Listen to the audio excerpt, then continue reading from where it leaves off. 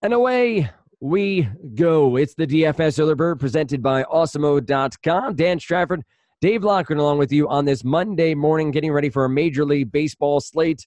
Baseball finally rolling along. Sample size is getting large enough that we can complain about them. That's always fun. Dave, how the hell are you doing? Man, what an exciting weekend on so many different levels. I think I had one of the more fun Awesemo radio shows that we do on SiriusXM Fantasy on Sunday, just because so much happened, Dan. Now, let me just explain what I'm talking about. Yasiel Puig tried to fight the entire Pirates team. Yes, he did. By the way, if you've seen Scarface, well, if you haven't seen Scarface, just get it together. But if you've seen Scarface, which you should have, go listen. I tweeted this. I quote tweeted, go listen to Yasiel Puig's post-game interview. Okay. If they ever make a remake of Scarface, he needs to be cast. I mean, it's incredible how similar to Al Pacino he sounds. And he's truly Cuban. So it would be a beautiful – I couldn't believe it. After the show, listen to it and get back at me and let me know what you think, okay? Like, it made me like him that much more. He just sounded like Yasiel Puig is a boss, okay? It was pretty cool. And he tried to fight the whole team, which is insane. And then at the end, he's like, well, I didn't throw a punch. So what else happened, Dan? Oh, here's a good one. Trevor Rosenthal's ERA is still infinity. Yep. Okay. He has now made, 4 or 5 appearances. At this point, it's all cerebral. It's in his head. I almost feel bad for the guy. He came out and by infinity, if you're wondering how it's infinity, he literally has not earned an out yet. So you can't calculate a per 9 ERA without generating an out. And he still hasn't done. He comes out, he hits the first batter. I think it was Dom Smith. Wild pitch. Smith to second, Smith to third. Walks the next batter, and he's gone. Yep. Okay. Unbelievable. And then third, throughout the weekend, mostly on Sunday, but equally entertaining, Chris Davis goes 0 for 4 with 2 strikeouts. He's now 0 for 27 on the season with a 50+% K rate. If you go back to 2018 to close out that year, his streak is now 0 for 47. Wow. 0 for 47, Dan. That's a rough go. I hope you also saw the during the Puig v Pirates, the fact that the Pirates were wearing the mustard yellow jerseys and the Reds were wearing their bright red jerseys. Yeah, it looked like a nice July 4th barbecue going on. But it really did. Did you see Tucker Barnhart trying to grabbing at his ankles? I mean, unbelievable. It's Jeff Van Gundy. For the Van Gundy in 94 when it was it was later than that. The Heat Knicks scrap where he was hanging onto Morning's leg. He looked like. Hey, let me ask you a question. Sure. I proposed this idea, and I'm curious to know what you think of it. We saw Hanser Alberto come in and pitch for the Baltimore Orioles. They were down. They were getting crushed late in the game. And he's, throwing these get-me-over fastballs. They're like anywhere between 68 and 73 miles per hour. They're being recorded as curveballs, right? Every one of them. I hate positional players pitching. Call me soft. I don't think it's fair that they should have to. I get it. They're being paid and everything, fine. But I don't think they should have to pitch. And these guys, you know what? They do it because they've been asked to, and they do it fine. But it's not it's not great for the game. There's nothing about positional players pitching in a game that's been decided by 50 runs. That's been over for a long time. There's nothing about that adds to the game. Would you agree to that? I would agree with how the game is quote unquote meant to be decided. No, there's nothing added by a positional player pitching. Yeah. What do you think? A lot of people would disagree with this, but I'm posing the question. I'm not sold on either side, but I think it's an interesting one. What do you think if managers were allowed to raise the metaphorical white flag after a certain inning? So it would have to be like after the 7th. Now, the game can't be called in a mercy rule fashion because then the managers and the teams would be able to say, oh, but we had a chance to come back.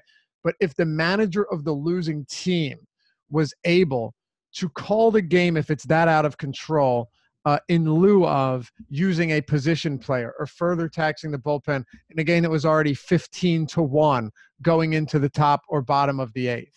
Yeah, I get the premise, and I think it's at least worth something to discuss, as a way to prevent some of these positional players coming in and further elongating games that are long enough to begin with. A 15-3 Yankees game, a Yankees-Orioles game probably went 3.5, 4 hours as it was. Bringing in a pitcher a player to pitch is not going to make it go faster. That's for damn sure. I think the romanticism of baseball is that it's not timed and that there isn't a way to run out the clock per se. There isn't a way to say, all right, that's it, we're going to get out of here. But I do think it's at least worth the thought process. I'd be against it. I still think I'd rather see the game go the complete 9 and the manager figure out what he has to figure out. I didn't watch the game. I just saw the box score. Did Straley pitch before or after him? He must have pitched before him, right? I'd have to look. Because that's the other thing. I think Straley gave up 5 runs in his first appearance, I think, with the Orioles here. I would rather see a pitcher like him to stay in. And I get... Right. That's the thing. Right. Like, let an actual pitcher do it. I get why the managers do it. Like, why do you want to tax your bullpen? I totally understand it. I just hate the idea of it. And then, like, I understand garbage time and all of that stuff too. But, I mean, you want to talk about cheap home runs. Holy shit, man. Like, that's as cheap as they get. Who was it? Romine homered, and it was his only hit of the game. It came against Hanser Alberto. But, yeah, Straley pitched an inning and a third, allowed 5 runs, and then Alberto went 1 inning. So I think he pitched the 9th, allowed 2 earned and a home run. But, I mean, it was just brutal, man. Tons of walks. It was like, I have no interest in watching a positional player pitch, like zero whatsoever, even if I'm rooting for the opposing team. For fantasy purposes, you love it because it's batting practice. Right. But, yeah. Have you heard of the Elam ending for basketball? No. So I'll read it quickly. The tournaments, so in the basketball tournament, the TBT, that $2 million tournament you can play in, basically it's a rule from a Ball State University professor named Nick Elam. The game clock is turned off at first whistle with 4 minutes or less remaining. The teams then play to a target score equal to the leading team score plus 7 points. So basically you're now playing a pickup basketball game to 21, but it's to say the Golden State Warriors are up 82-73 on the Portland Trailblazers. Now the winning score is 90 points. So 83 points for the Warriors plus 7. They're the leading team. If the Warriors hit 90 points, they win. If the Trailblazers are able to get to 90 points first, they win. And there's no more clock. So you're just playing to that score. And so the idea is it gets rid of the fouls down the stretch of an NBA game. It gets rid of the idea that you're going to hack a Shaq or hack somebody to prolong the game and make it that much longer. This idea of getting of forfeiting, of saying, hey, we've had enough, or getting the positional players out of the pitcher pool reminds me of a similar drastic thing, but I think it's at least worth discussing. It's interesting. Look, introducing new possibilities is never a bad thing. It's just you don't have to accept them. But, listening to new ideas. Hell, the Denver Broncos, and don't worry, we're going to talk Monday slate right now. But the Denver Broncos recently, I guess it was at like the owners meeting or whatever it was a month or so ago, a couple of weeks ago, were expected to basically present an idea which was similar to the AAF, which is no longer around. But the AAF had a couple ideas that were pretty interesting, which was instead of the onside kick, which had such a low success rate last year once they changed the rules for the kickoffs, it was such an incredibly low success rate that teams would have basically a 4th and 15 situation. It's brilliant. And they could go for that. If they convert the 4th and 15, they maintain possession. So the question that I love that. That comes into play is I would like to go back and see what are your 4th and say long. It doesn't have to be 15, 12 plus, right? What are the odds of converting that over what is the conversion rate over the past however many years on that, and see how much different it is from the onside kick? Because I'm not saying that's easy, don't get me wrong, but it really shouldn't be anything close to easy to get the ball back, but it also shouldn't be 2% like an onside kick. I feel like, and I'm going to use Twitter handles, but like Frisco Josh or Kevin Cole, who's over at RG, one of those guys did those numbers, and those are out there to talk about once the AAF announced their rule. The AAF was a little different because you had to be within a certain number of scores before you could go for it for this quote unquote onside kick, the fourth and whatever. It can only happen at the end of each half, and you have to be down by a certain amount. Exactly. Right. Correct. Yeah, that was what it was. But yeah, I think that's fun. And I'm not, I think the reason I like the AAF was because it was a testing ground for things like that.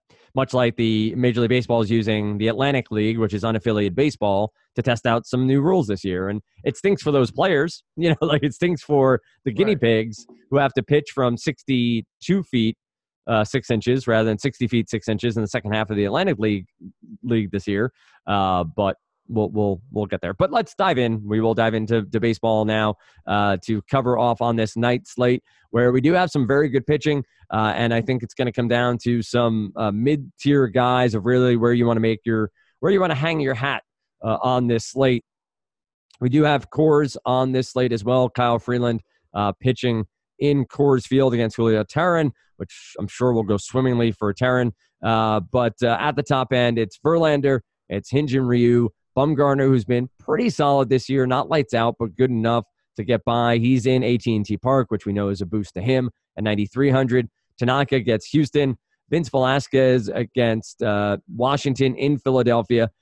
And then the 8K or above guy who I like here, Chacin gets a really good park bump going to Los Angeles to pitch against, which is actually Anaheim, to pitch against the Angels. A lineup outside of Mike Trout that does struggle, obviously, largely on offense. And Chacin here is 8,100. How do you take 80, let's say 8K and above here? Do you feel like it's a Verlander day any day because this is a poor Yankees lineup? The strikeouts are there, and he's only 10-4 on DraftKings. Yeah, it's an interesting one at that price, isn't it? I mean, I think Verlander at 10-4 and 10-7 on FanDuel too is definitely in the picture or in the conversation. You're going to still get some strikeouts from this Yankees team. I mean, there's no question. They're still dealing with some injuries. Now, they're still going to put runs up. I mean, that's 100% certain. I'm not saying against Verlander. I'm saying they're still going to be one of the better offenses. Look at what they're able to do. Even you look at a guy like LeMahieu, he's still a pretty decent utility man. Yep. This is a guy that's been batting leadoff or towards the top of the order for the Rockies now every day for how long? I mean, he's still a decent player, and they still have a good amount of those guys. But yeah, the Yankees this season striking out 22% against righties. It's not that high. It's not that low. I think you're still going to get a decent amount of Ks in here. But the truth is, like, with Stanton not in the lineup, you get less strikeouts and, less power, but there's still a lot of pop here. I do want to pull up, unless you already have it, running a bit behind. That's my fault. Usually I should have this already taken care of. The implied total for the Yankees here. I don't have that up right now, though. I got it. Here we go. So the implied total for the Yankees is 3.4. 3.4. Pretty low. Definitely pretty low. At this price point alone, I have no issues with it at all. Now, also, it's also going to come down to what type of other options do we have. I think on the all-day slate, you've got Blake Snell. Yep. And he's 10-9 against the White Sox. If you're asking me which one of those I like better, it's actually going to be Snell. But here, I do like Verlander. We can talk about Bumgarner for a second, though. Like you said, he's been good enough. 5 runs, none of them earned last time against the Dodgers in 6 innings. He's given up 1 home run in each game. He had a 9K game against this Padres team, a 4 strikeout game against a much more difficult Dodgers lineup. I find this Padres team interesting, though, Dan. They're definitely going to be better than last year, right? Because that doesn't take a whole lot. And they've made some pretty solid acquisitions. But they're also still likely to strike out at a decent clip, 11th most in the league right now. what I'd like to know is, and get your take on this, is against lefties. So against lefties, you're talking about a team that does have a decent amount of pop.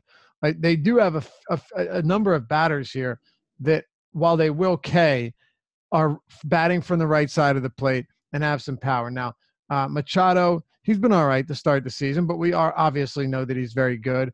Tatis Jr. is one where, what do we expect out of this guy? We know that he's got a decent amount of power and speed. He kind of has the whole package. I like this guy.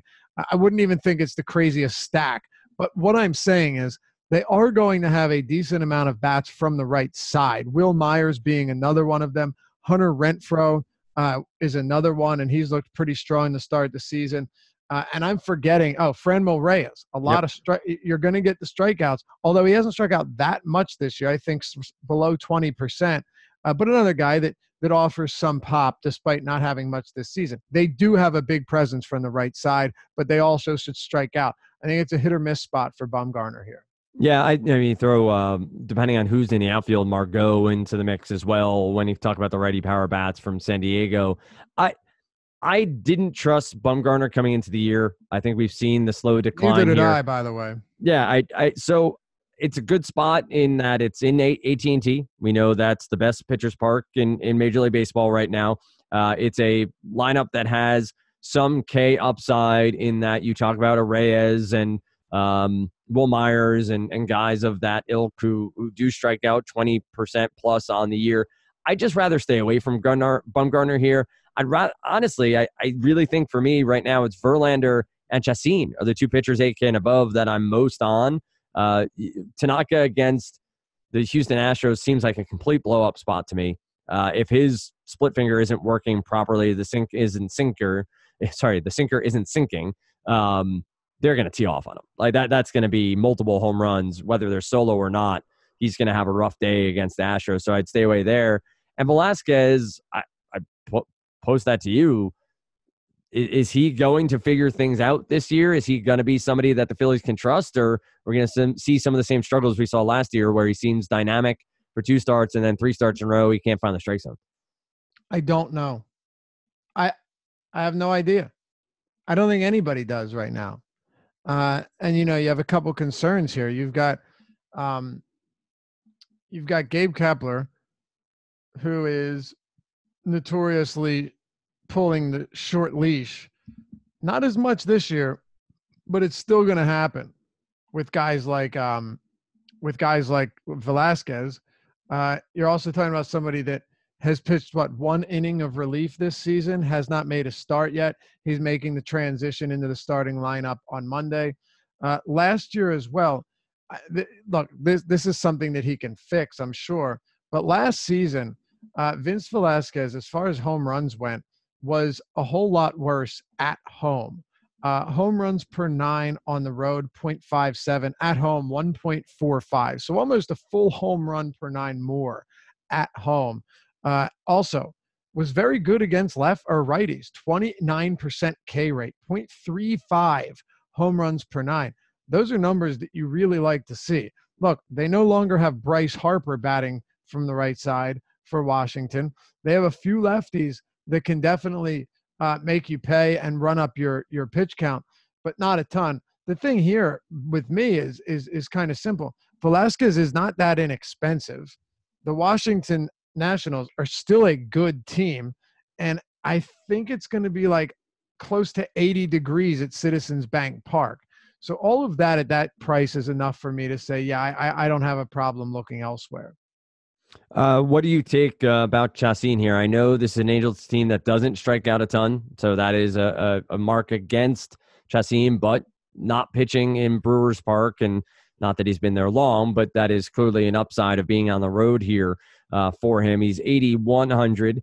Do you find him intriguing, or would you rather make your way down to an Estrada or a Cahill on the other side of this matchup against the Brewers? And then we can get into the talk of how great Andrew Cashner is at 6K.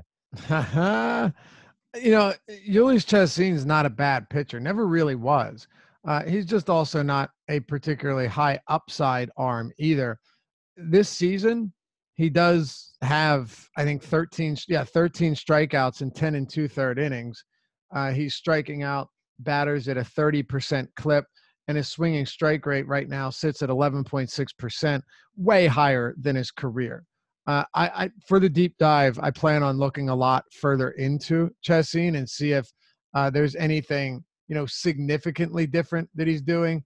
And it's got to be pretty significant, right? Because otherwise you don't want to, put it this way, Dan, you don't want to try and find something that meets your, or that suits your hypothesis on a player. Right. Yep. Confirmation bias. Yeah. Right. And with baseball, it's really easy to do that. Yes, it is. Like, it's super easy to do that. I mean, the truth is his velocity on his fastball is sitting below 90 miles per hour this year. Last year it was at 90. So, not a huge difference. His pitch usage, everything on the surface looks almost identical. A little bit more splitter, but there's no sample here. That's going to come down. I mean, he has been a sinker slider pitcher again. So I don't see anything that's changed significantly. I mean, of course, I can look at the movement on his slider and all that good stuff, but it is identical. My guess, Dan, is that Chessin is still a pretty decent pitcher, but he faced a Cincinnati team that is, starting the season, what are they, 1-8, 1-9, and then St. Louis, that he did give up 3 runs but struck out 7. Yep. And he's gotten the win in both of those games too. Keep in mind, so that's adding those win points when you're looking at fantasy totals. The biggest thing for Chessin to me, number one, I do think he's too expensive. But how many righties are going to be in the lineup? Chessin is just a lot better career against righties. And that'll bear itself out when you look at pretty much any of his numbers. 284 career WOBA against. His K rate's almost 10% higher for his career against righties. 0.7 home runs per 9. And then when you look at batted ball data, that would point towards or suggest he's much better as well. I think it's tougher for me to get there. Not a guy I like stacking against either, just because he's good enough. But yeah, I think I'd probably go elsewhere. One guy that interests me a little bit is Eric Lauer. He was kind of hyped up coming into this season as someone that could actually be pretty solid. He is a southpaw, but you got him going up against the San Francisco Giants here, and he's faced them once already this season. Went 6 scoreless with 3 strikeouts. Against Arizona, he got beat up pretty bad. Eric Lauer, what type of strikeouts and swinging strike numbers are we going to get from him? The answer I want to give you is not much. Last year he had a 20% K rate. This year he struck out 11% of the batters that he's faced with a swinging strike rate of 8.3%, which is basically the same as last year. The Giants are not going to strike out a lot. I believe their active roster from 2018, their active roster now, but if you take the 2018 numbers, struck out at the lowest clip in baseball, 15.6% against lefties. That's almost 2% lower than the Angels, who were 29th. And this year, the Giants, I will tell you right now, as far as K rate are against lefties, 21st with 18.2. So I think Eric Lauer can go deep into this game, or deep enough into this game, Dan. The pitch count worries me a little bit, the 70 and 75, but he got blown up in that last one. Does he throw 90-plus pitches? He's at AT&T Park. I want to know what's going on with the pitch count first. I don't think it's the craziest idea to think that he could give you a solid game, but I also think his ceiling's pretty low with his lack of K upside. Well, I think he just nailed my one concern is I would be on him if he's throwing 100 pitches or 110 pitches here, because I think that while the Ks may not necessarily be there, the innings and this Giants team is not going to be. Yeah, exactly. Right. It's a park. It's the matchup. Yeah. And once you factor in that pitch count, though, and you're talking about potentially 80 to 85 pitches, he gets into one bad inning, you're just not getting the length you need for a team that's not striking out a ton. They're not walking either. So on the year, I think they're at like 4.2 or 4.3% against lefties. Right. It's a small sample size. Look at it makes sense. Look at their lineup, right? 4.5. You're right. It's the 3rd lowest in the league, in front of only the Marlins and Diamondbacks. And those are 2 bad. And that's against lefties only, and you take all that into consideration. But I'm with you. If we hear that he is, and we may not, just may not get the word, and he still throws only 85 pitches.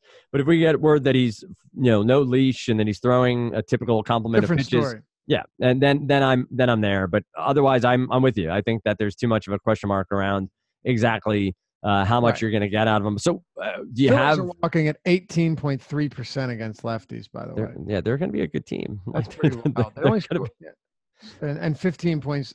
Their K rate against lefties 5% higher than the next team.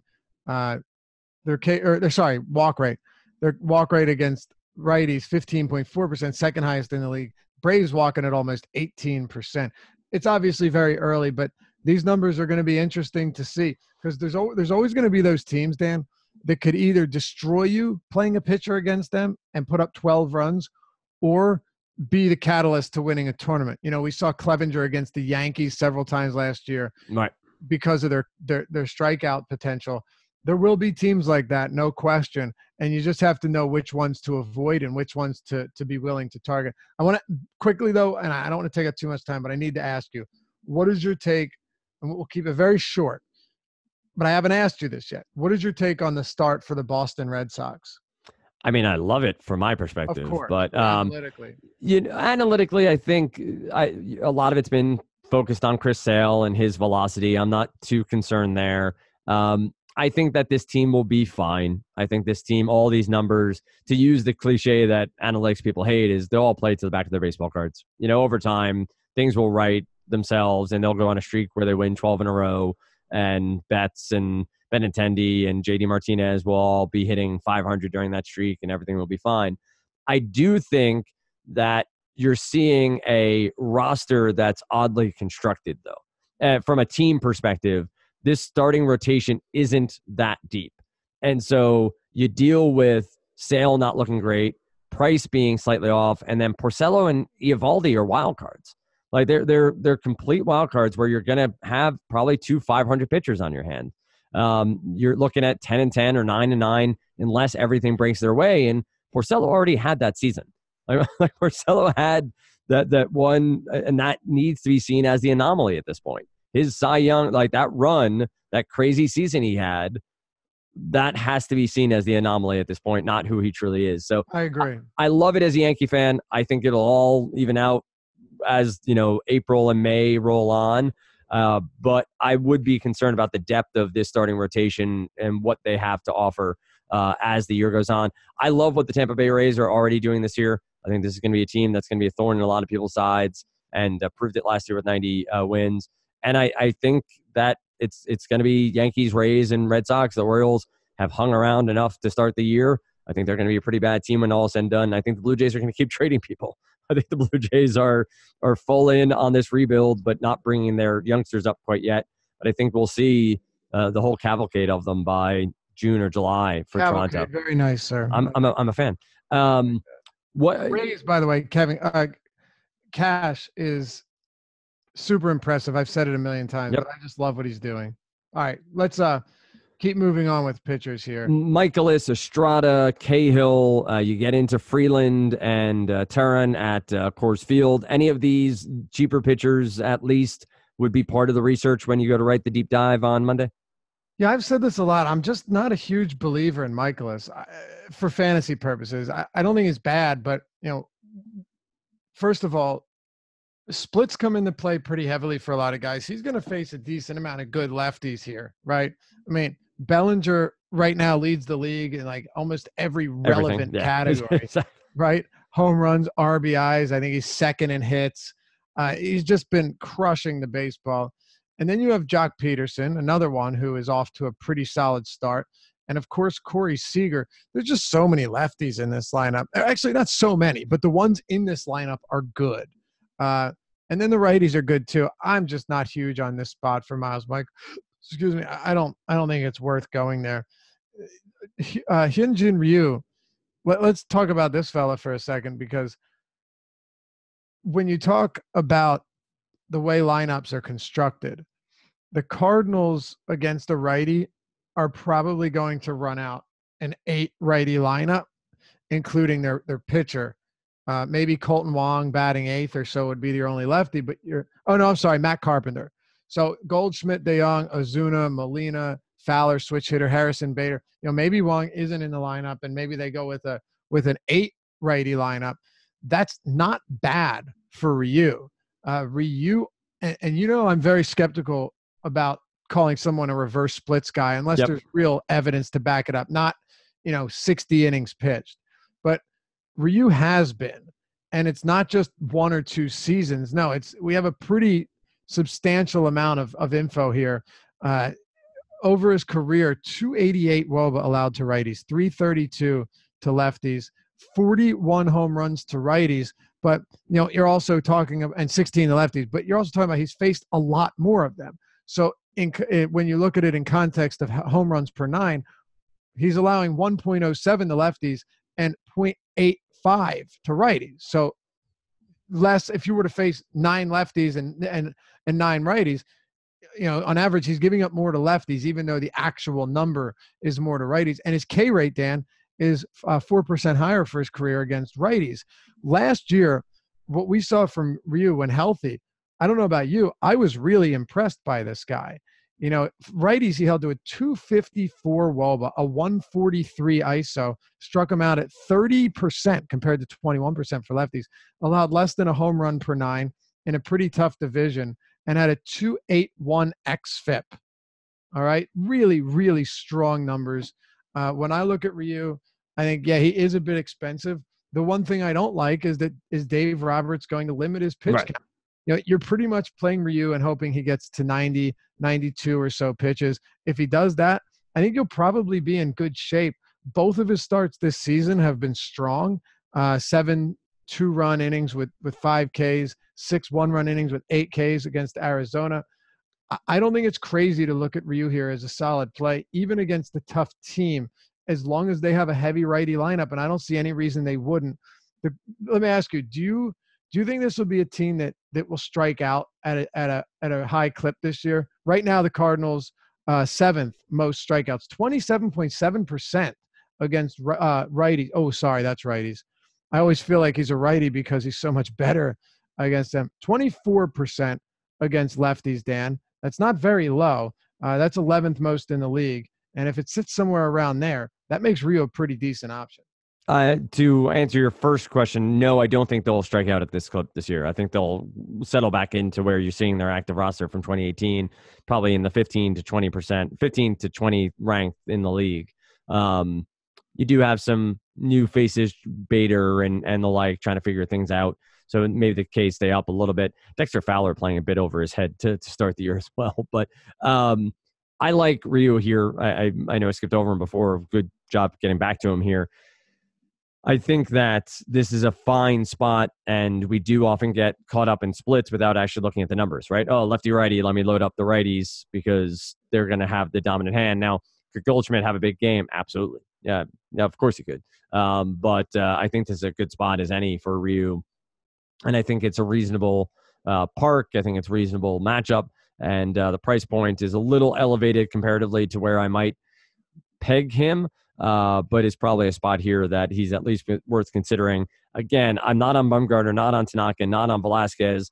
Chacin has question marks. Michaelis, I'm not on. Lauer, I'm probably leaning towards at least considering more. Marco Estrada against the Orioles. If Chris Davis is in the lineup, sign me up because that's probably 3 strikeouts waiting to happen there. What about Trevor Cahill against Milwaukee? And then we'll move on to talking some bats. Cahill's somebody that we talked about a lot last year here on a variety of shows and has a good start under his belt back on the 2nd against Seattle. Picked up a no decision in that one. I know Milwaukee has a very good offense. They're very disciplined. They have lots of high upside. But again, it's in Angels Park, one of the better pitcher-friendly parks. Do you like Cahill at all at 7,100? I don't hate it. Now, obviously, the Milwaukee Brewers have been on a torrid run. Like their offense is very, very good, and there's really no two ways around that. This season against righties, the Brewers are, where are they? They're 11th, but they have a 326 WOBA. Their ISO's 208. It's very early, I get that, but I think we'd both agree that this is a pretty decent baseball team with Kane and Yelich and well, Braun mostly when he's facing lefties, but they still have a decent amount of good bats on this team. That said, it is baseball, and good teams will have bad games and hopefully strike out at a decent clip. this is what comes into play for me. So the Brewers striking out thus far, 239 plate appearances, 23.5%. Not bad. We'll take it. It's in the top half of the league against righties. And with Trevor Cahill, okay, 11.8% swinging strike rate so far. It's the same as last season. And he's also a type of guy that has a very, very solid out pitch. So we know he can get the strikeouts. He's going to use the curve. He's going to use the slider, depending on whether he's facing a lefty or righty. He mixes in a changeup as well. Last season, he threw all of them at 15% or higher, and his primary, two-seam or whatever, that's fine. But whiffs per swing on these pitches, last year, 35% on the curve, 33% on the slider, 39% on the changeup. He can get whiffs on all of these, Dan. So it's never crazy to say, okay, Cahill's cheap, and who knows? It's at a very good park. It's in LA. It's not at Miller Park, which is really appealing. If it was, I'd be more concerned.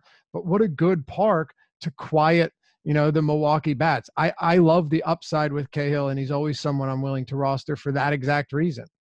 All right. I'm right there with you on Cahill. So let's hit on some of these bats, and then we will close it out. Don't forget. You're not playing Marco Estrada? I brought up Estrada before. I think Estrada. I'm kidding, by the way. I don't want to pay $7,300 for him.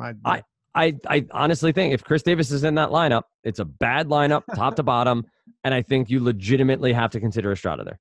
I think you have to. It's a bad. I know it's a bandbox. I get it. But I think Estrada at 7,300, Cahill at 7,100 are two of the 2 price points I'm fine considering on this slate. Let's not forget it is core slate. So as we go through, you'll hear that a few times over. But we'll do our best to target in on some of the other bats that we are interested in. You get Real Muto against Anibal Sanchez at 4,500. And then you have Gary Sanchez would get Verlander. Sanchez can hit homers off anyone, but no thanks at 4,300. You get Iannetta is in cores. Tyler Flowers is on the other side against Freeland, but is nicked up a little bit due to a hand injury. Was out on Sunday, got hit in the hand Saturday night. So we'll see if he makes it into the lineup on Monday. Gaddis hasn't been playing at all. Let's see. I guess you can talk Narvaez at 3,600 against Homer Bailey in Kansas City.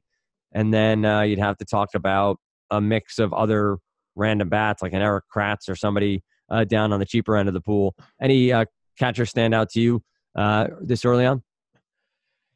Yeah, Real Muto's off to a rough start, but there's something about a matchup with Anibal Sanchez this time, because he's faced him already this season. This time coming at Citizens Bank Park with 70+ degree temperatures.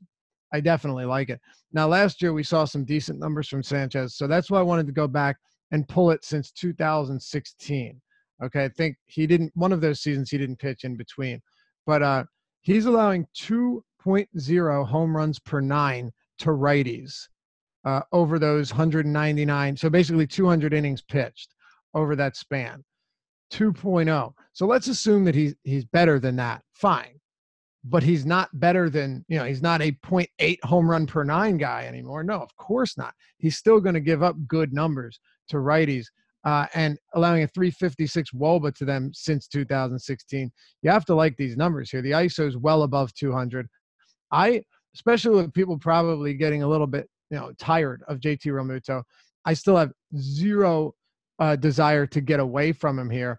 He's hitting, behind Bryce Harper and Rhys Hoskins. You're gonna continue to get really quality pitches, and we're gonna continue to see really quality at bats. But we can move on because it's actually not a terrible position. If Tyler Flowers is in the lineup, paying for catchers at Coors is something I generally don't like to do, but he's not that expensive. Dan, what is he, 4,100 on DraftKings? That's not absurd. He would be like 3,800 outside of Coors with the way DraftKings is pricing guys this season.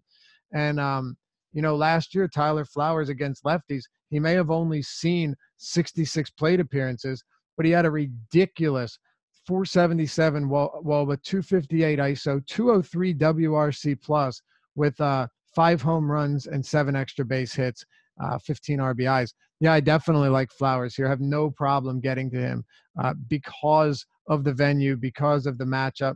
Now, I will say this much. we know that Freeland's a pretty solid pitcher, and he does a good job of pitching at Coors, but it's not going to be enough to get me away from him here. So those two guys at the top are really interesting. Omar Narvaez batting, back middle order of again for Seattle against Kansas City against Homer Bailey. And man, the Mariners offense just continues to surge. So he should benefit. His success should be a byproduct of that alone. Yeah, usually it's a bad position, but I definitely don't mind catcher today. I think it's the first time I've said it all season long, Dan. There you go. Alex Jackson is the backup for Atlanta. You would hope he would be cheaper, but he's still 3,700 on DK. Was hoping maybe 33 because he had seen no action until Sunday. But, right, because McCann is on the IL. Yeah, he hit on Saturday as well. So he left with a hamstring injury, and Flowers left with a hand injury, same game. So we'd probably see Alan Jackson's a country singer, so I don't think it's that. But Alex Jackson, there you go, as your catcher, batting eighth at 3,700. Alex? No, I'm just kidding. Alex Jackson. You see sometimes, though, you see the odd spelling, on a name that's pretty standard. The damn millennials, man. They screw everything up. Because they name themselves. That's exactly right. Listen, Ma, this is how it's going to be. Yeah. First base is up next.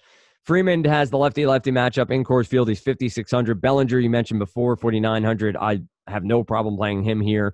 You have Rhys Hoskins against Anibal Sanchez. I'm sure a Philly stack is not that far off in most people's minds on this one. E5 against Homer Bailey at 4,300 stands out a little bit.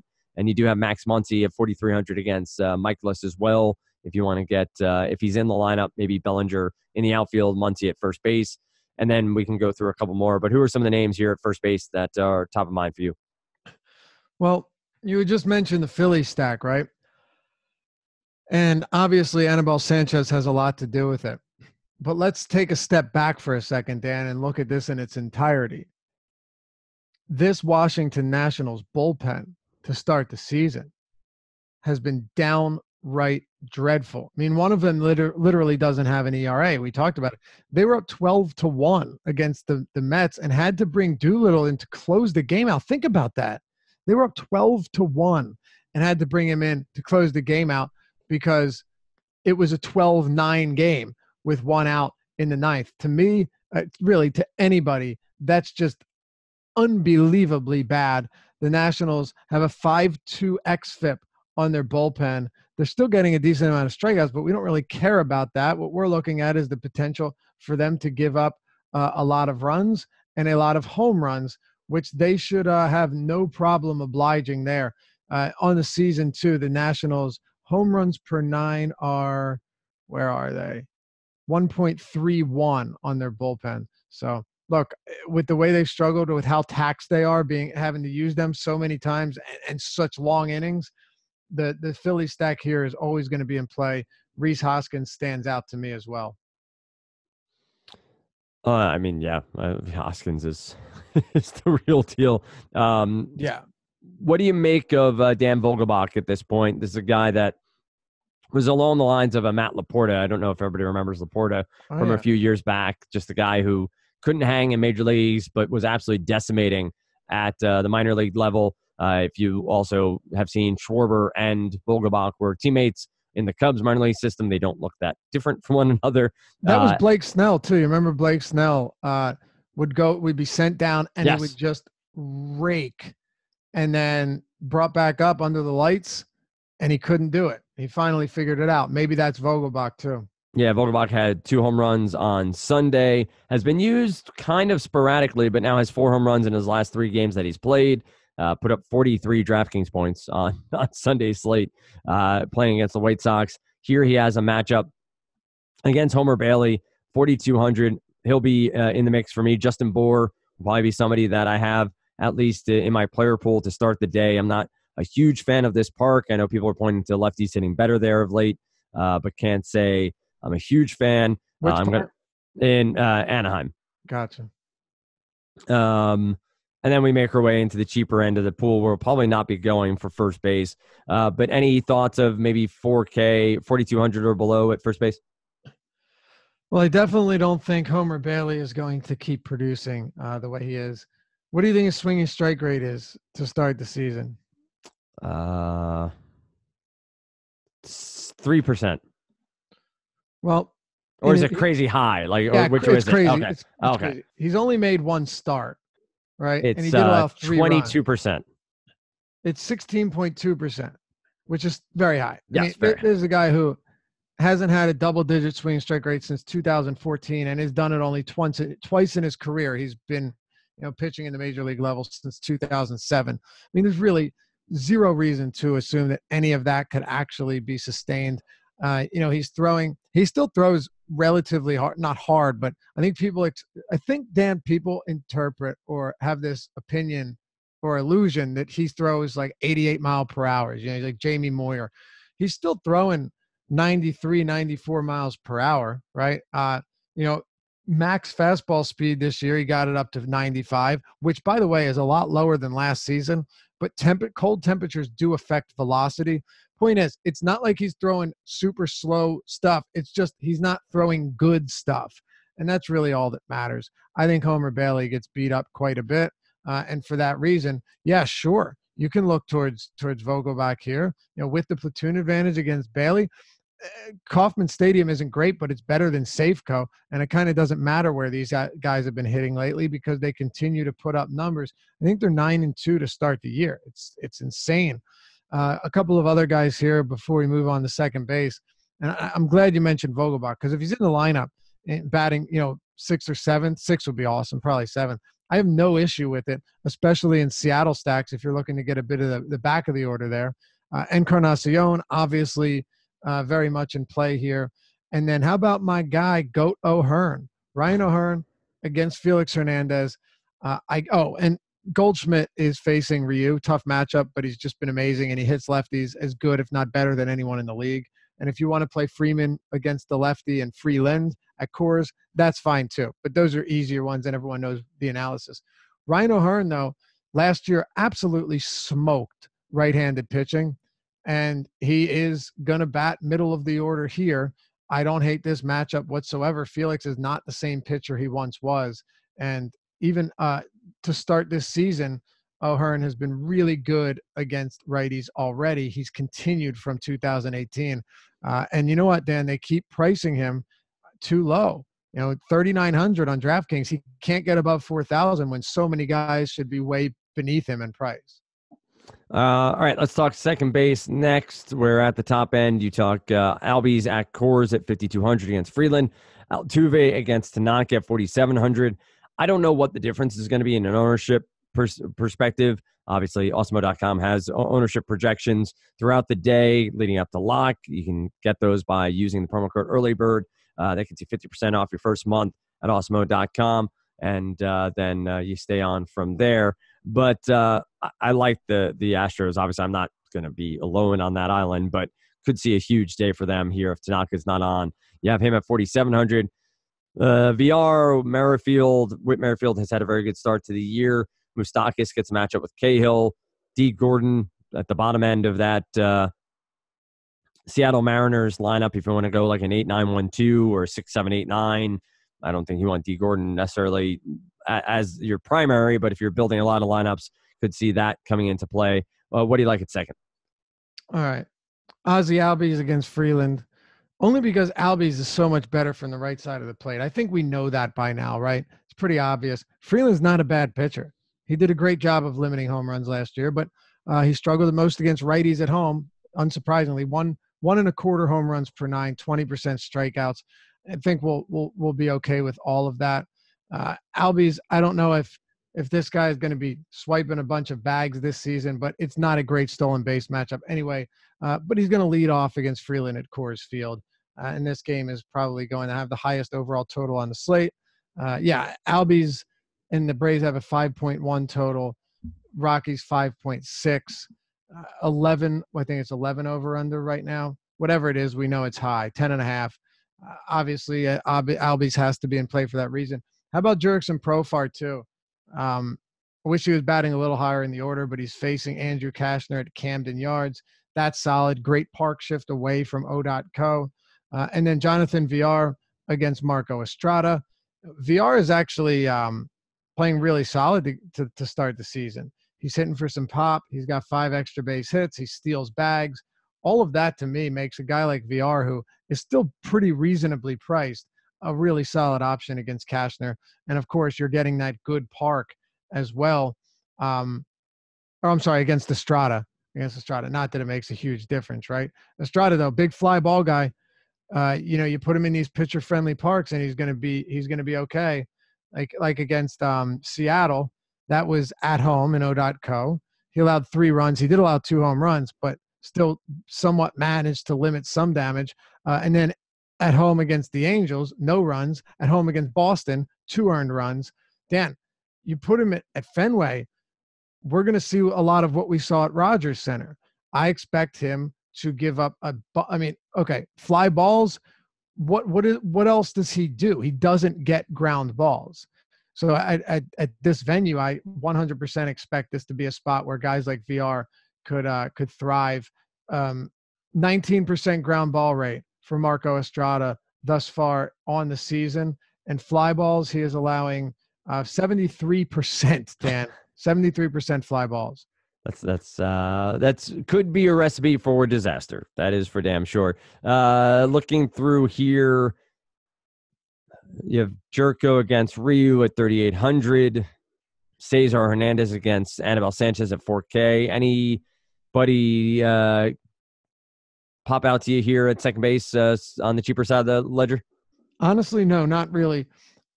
Ian Kinsler should lead off, and he's really inexpensive. But outside of the guys that we've already mentioned, I don't see myself really falling in love with anybody. To me right now, VR, if you're not talking about Coors Field, VR is my favorite shortstop and one of my favorite plays on the slate, as a matter of fact. All right, let's go next to third base, where obviously you have Arenado at home against Julio Teheran, which could be a big upside spot for Arenado. Donaldson is in Coors against the lefty at 5K. Matt Chapman against Andrew Cashner, the great Andrew Cashner.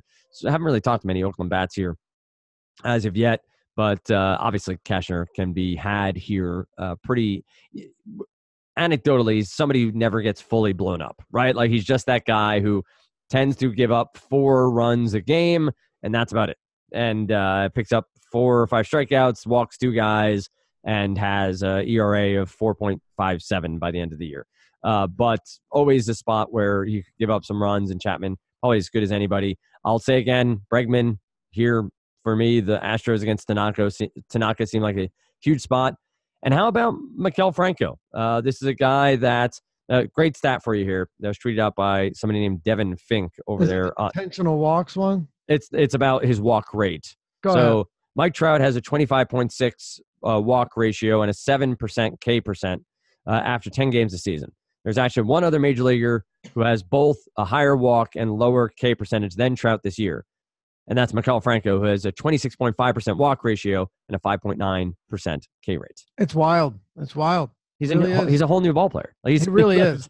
And I mean, yes, sure. Some of that is because, and I've watched almost every game. I think I've watched every Phillies game, almost all of them in their entirety.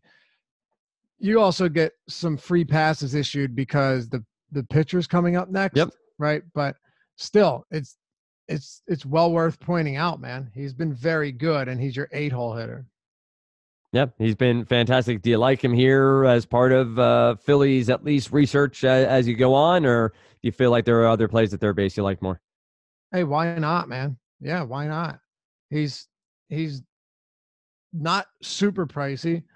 I'm not going to love the fact that he's batting 8th, but in a Phillies lineup where we could see a lot of runs piled on, it might not matter where he's batting. It really might not matter at all. I still expect him to see 4 plate appearances. And, Franco has been real, as you said, put it, he's a different player. He's got 3 home runs, 2 doubles already, 10 RBIs.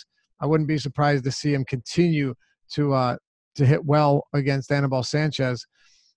Was looking at Marco Estrada, and when you look at the rest of this team against him, it is the Orioles. So you're not going to have a lot, but that's what might make it interesting from a stack perspective. just because he gives up a ton of home runs. His fly ball rate right now is higher than ever, and that normalizes quicker than most things. Do you look at a dirt cheap Hanser Alberto? It's possible. I don't think it's the wildest idea whatsoever, or really whichever Do I get the pitching stats or? Yeah, right. I don't think you want him to. That's going to be straight negative. But I was looking up how Nolan Arenado does against sliders, because my guess is you're going to see Julio Teheran throw a ton of them at Coors Field. That's the one pitch. Hell, when Herman Marquez really developed and fine-tuned that slider midway through last year, you saw the difference. It was huge because you don't have to worry about your curveball not breaking like it normally would at Coors. Julio Teheran is going to throw a ton, I would expect, to righties. The pitch usage on this last year was 34%. This year, 40.4%. Expect to see a ton of sliders. And I don't think it's wild that if you're making stacks and you're hand building them, or you're trying to figure out which ones to play from the Rockies, other than your lefties, but the righties, look to see how they have fared over the years against sliders. It's a huge thing. We're going to see. I wouldn't be surprised if Teheran throws like 50% sliders in this game. Just something to keep an eye on. Nolan Arenado has been decent against them, not great. He's also Nolan Arenado, but if you can't hit the slider, it could actually be a tough spot against Julio Teheran. I agree with you on Matt Chapman, by the way. No problems going there towards the top of the order. Anthony Rendon's just been crushing the ball. Yeah, yes. For some reason, he's still relatively cheap. So Velasquez, yes, much better against righties, but it is a great park shift at Citizens Bank Park. Not afraid to go there. Johan Camargo against Kyle Freeland. As we said, righties have fared better against him at home. I don't know what you want to do with Josh Donaldson, Dan. I will ask you this before we move on to shortstop. You have Donaldson here on DraftKings at $5,000. He has really been unspectacular. He has one extra base hit. That's a double. He's 5 for 30 on the year. Donaldson's not the same guy he was, never will be. It is a platoon. He has the platoon advantage, but paying that much for him feels really, really dirty. I think that's the correct phrase. I don't know that I'll end up there. I get the lore of Coors here. It's a first in for a full series for Colorado. It is the first game there for Atlanta, and we've often talked about the anecdotal evidence that first time through, you don't want to play a visiting team in Coors. An old man like Donaldson, maybe more anecdotal evidence. I'll probably stay away from him here. I'd honestly rather go to Chapman or Rendon, or even talk about Machado at 4,200 against Bumgarner. Machado's numbers over his career against lefties are absolutely dynamic. Now, park shift, it hurts, but he's 4,200. You're not paying top dollar here for one of the best hitters in the game. So I'd rather go there. I probably will have very little Donaldson in this game. Yeah, me too. Shortstop. Let's talk shortstop, where you have Trevor Story at the top, 5,400. Adalberto Mondesi is your second highest priced, and he is facing Felix, 4,800. Semien against Cashner. You mentioned VR over at second base. I mentioned Bregman at third. They're both shortstop eligible here. Carlos Correa against Tanaka. If you're not seeing it as of yet, I'll probably have a decent amount of Astros in my lineups, hoping for the home run upside, and maybe their stack going off at a potentially lower ownership, because Tanaka's a good pitcher, but I still think this is a blow-up spot for him. Tatis Jr. against Bumgarner is 3,900. And then we're making our way into sort of some major question marks as to exactly what you want to do with your lineup construction. Who do you like at shortstop? All right. Well, you have Story against Julio Teheran. Like I said, Teheran could definitely get blown up here. He is better against righties, and he does have a slider that could work well for him, or kind of mitigate the damage at Coors. But the Rockies do have the highest implied total on this slate. Once again, should be surprising to nobody. And then going further throughout this, does Semien bat sixth? Do you want to pay for him against Cashner? I don't. I don't see the need to pay a premium for Marcus Semien here. It doesn't make all that much sense. And like guys like Dansby Swanson, 4,300. I don't care if it's Coors. To me, that's just outrageous. I like your Houston idea, though. Now, it's obviously risky. It's obviously very risky because Masahiro Tanaka, when he's on his stuff or when he has his stuff, is really good. Mm-hmm. He is electric when everything's working for him. But when it isn't, things can go down or things can go south in a hurry. And he's not immune to giving up home runs. We know that for a fact. Last year, 1.78 homers per nine to righties. Those are some wild numbers. A lot of power righties on this team. Perfectly friendly park in Minute Maid. I'm with you there. As a tournament play, it makes a lot of sense. You know, you could always go to Mondesi, but he's more expensive than Bregman. I mean, just give me the talent there. Give me the skill over the matchup. Gene Segura is another one. I think Sanchez gets into some trouble here. Segura really doesn't strike out, which is great for him against a mostly contact pitcher in Anibal Sanchez. And then Tim Beckham, if he plays against Bailey, really anybody against Bailey where at least merits some consideration. Not a bad position here. I don't hate it. And last one, Corey Seager's 4,100. You got a 2-hole hitter at 4,100 against Michaelis, who is a fine pitcher, but also has definitely labored against opposite-handed hitters. Very interesting there. And I'll throw Correa out there since we mentioned Bregman at shortstop. But that Seager price tag to me, Dan, is really, really appealing. It's like DraftKings is pricing the matchup or factoring the matchup into the price point and making it seem like Michaelis is a really, really good pitcher. That's reasonable, and I don't think he is. I like Seager a lot on this slate as somebody who maybe goes under. And again, if you are playing multiple lineups and you're trying to figure out ownership percentages, or playing a single lineup and trying to figure out maybe a tiebreaker between the two and want to pull it in, Awesemo.com does have ownership projections throughout the day. Use the promo code EARLYBIRD, gets you 50% off your first month. Let's close it out with some outfield. Always caveat, we can talk about this position for the entire time. We'll probably not get through everybody. Mike Trout, breaking news alert, very good at baseball. He has 5 home runs in his last 4 games. Does a very good job of hitting the baseball when it's put in places it shouldn't. So Chassin here could be another spot for Trout, even at 5,700 to exceed expectations. You have Acuna, Yelich. We can roll down this entire list. Who are some of the names that, and I will point out, David Dahl left Sunday's game in Colorado with an injury. Haven't seen exactly what. So this Rockies lineup may have a different look to it on Monday night. What do you got at outfield? That could be interesting because Dahl against Tehran is really appealing. Really appealing. So is Blackman. And oddly enough, they're not crazily overpriced. I mean, 51, 5,200 respectively to me is not insane at all. But, I also like Acuna. I like the Colorado batters better, though, because I think Tehran has a lot more blow-up potential at Coors than Freeland. Bryce Harper against Anibal Sanchez is also expensive, but you don't hate him here. And look, I hate to go with all the expensive guys. I usually try and stay away from that from an analysis standpoint. But tell me, Dan, you couldn't make a good argument for Acuna, Dahl, Blackman, Bryce Harper, Yelich against Cahill. Probably a spot I avoid, but he's been so good. Chris Davis with a K against Andrew Kashner, and Mike Trout against Chassin.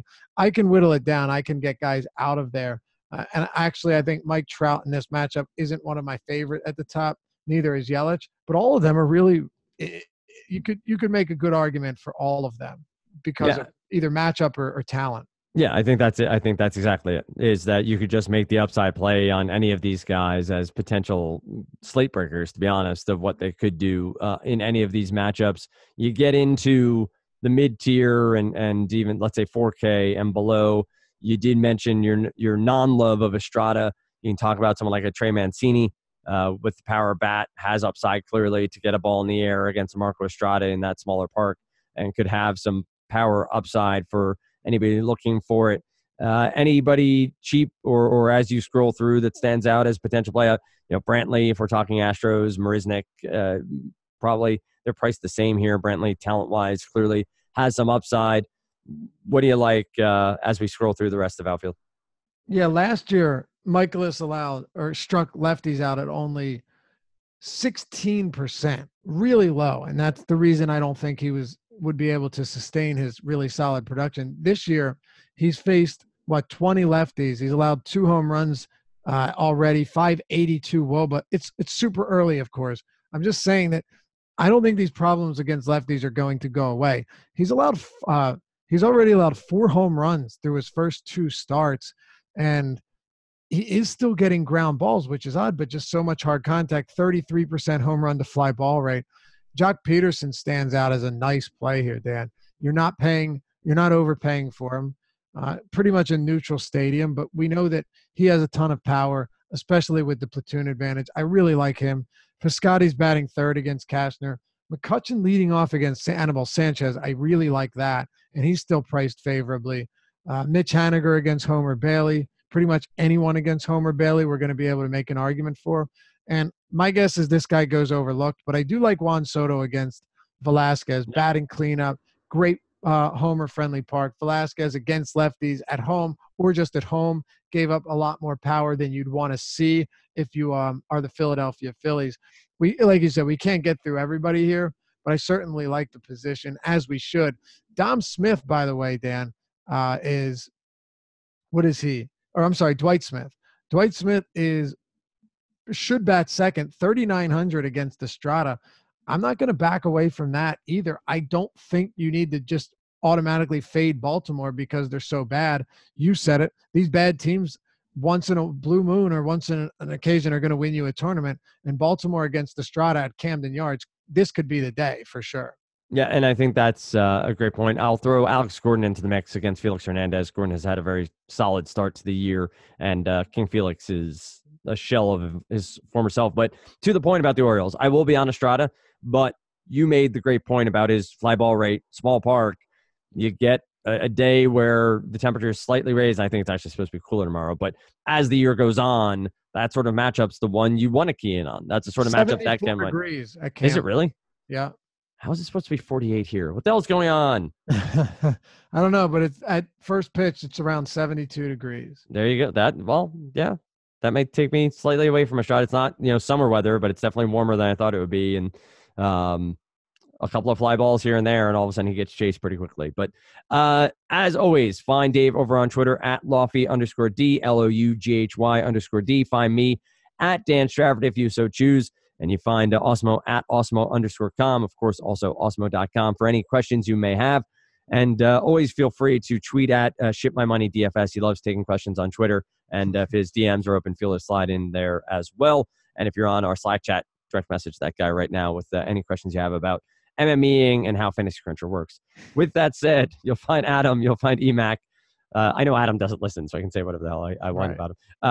Adam and EMAC tomorrow right here on none other than a DFS Early Bird presented by Osmo.com.